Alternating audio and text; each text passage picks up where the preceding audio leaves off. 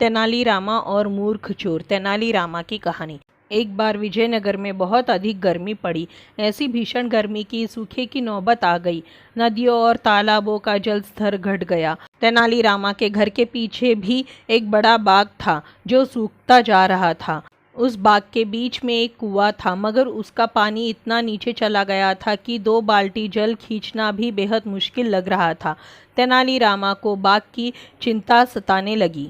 एक शाम तेनालीरामा अपने बेटे के साथ बाग का निरीक्षण कर रहा था और सिंचाई के विषय में ही बात कर रहा था। वो सोच रहा था कि सिंचाई के लिए मजदूरों को लगाया जाए या नहीं, लेकिन मजदूर लगाएंगे तो खर्चा भी बहुत अधिक होगा। इतने में ही उसकी नज़र 3-4 व्यक्तियों पर पड़ी जो सड़क के दूसरी ओर एक वृक्ष के नीचे खड़े उसके मकान की ओर देख रहे थे और फिर एक दूसरे से संकेत व इशारों में कुछ बात कर रहे थे। तेनालीरामा को समझते देर नहीं लगी कि ये सेंधमार है और चोरी करने के इरादे से ही उसके मकान का मुआयना कर रहे हैं। तेनालीरामा के मस्तिष्क में बाग की सिंचाई की एक युक्ति आ गई। उसने ऊंची आवाज में अपने पुत्र से कहा, बेटे, सूखे के दिन है, चोर डाकू बहुत घूम रहे हैं। गहनों और अशर्फियों का वह संदूक घर में रखना ठीक नहीं। आओ उस संदूक को उठाकर इस कुएं में डाल दे ताकि कोई चुरा न सके। अपनी बात कहकर तेनालीरामा बेटे के साथ घर के भीतर चला गया। मन ही मन में वह कह रहा था, आज इन चोरों को ढंग का कुछ काम करने का मौका मिलेगा। अपने बाग की सिंचाई भी हो जाएगी। बाप बेटे ने मिलकर एक संदूक में कंकर पत्थर भरे और उसे उठाकर कुएं में फेंक दिया। तेनालीरामा फिर ऊंचे स्वर में बोला, अब हमारा धन सुरक्षित है।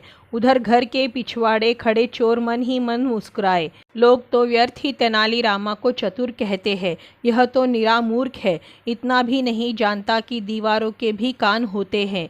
एक चोर ने अपने साथी से कहा, आओ चले, आज रात इसका सारा खजाना हमारे कब्जे में होगा। रात हुई और चोर अपनी योजना को अंजाम देने आए। वे बाल्टी भर भर कुएं से पानी निकालते और धरती पर उड़ेल देते। उधर तेनालीरामा और उसका पुत्र पानी को क्यारियों की ओर करने के लिए खुरपी से नालियां बनाने लगे। उन्हें पानी निकालते निकालते सुबह के 4 बज गए। तब कहीं जाकर संदूक का एक कोना दिखाई दिया।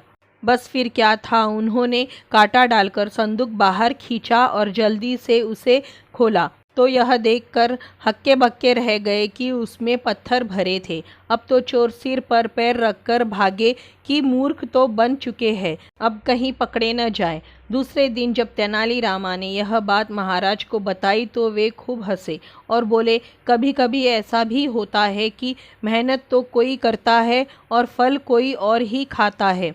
तो दोस्तों, ये थी तेनालीरामा की कहानी, तेनालीरामा और मूर्ख चोर। आपको कैसी लगी? अगर अच्छी लगी हो तो इसी तरह की कहानियों के लिए चैनल को सब्सक्राइब करें, वीडियो को लाइक करें, शेयर करें। धन्यवाद।